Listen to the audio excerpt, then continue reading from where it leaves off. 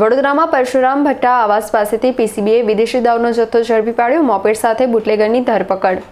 શહેરમાં ગેરકાયદેસર દારૂના વેચાણ અને હેરાફેરી સામે વડોદરા પોલીસની પીસીબી ટીમે સફળ કાર્યવાહી કરીને એક બુટલેગરને વિદેશી દારૂના જથ્થા સાથે ઝડપી પાડ્યો છે.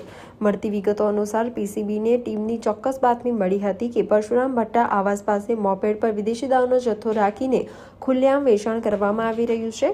બાતમીના આધારે પોલીસે તાત્કાલિક સ્થળ પર દરોડો પાડીને બુટલેગરને રંગે હાથ ઝડપી લીધો હતો. પોલીસની આ તપાસ દરમિયાન મોપેડ પરથી અંદાજે 14 પેટી વિદેશી દારૂ તથા બિયરનો મોટો જથ્થો મળી આવ્યો હતો. પીસીબી પોલીસે દારૂ બિયરનો જથ્થો, હેરાફેરીમાં વપરાયેલું મોપેડ અને બુટલેગર સહિત તમામ મુદ્દામાલ જપ્ત કર્યો છે. ત્યારબાદ પીસીબી પોલીસે પકડાયેલા બુટલેગર અને તમામ જપ્ત કરાયેલા મુદ્દામાલનો કબજો કરી આગળની કાયદેસરની કાર્યવાહી અને તપાસ અર્થે સયાજગંજ પોલીસ સ્ટેશનને સોંપ્યો છે.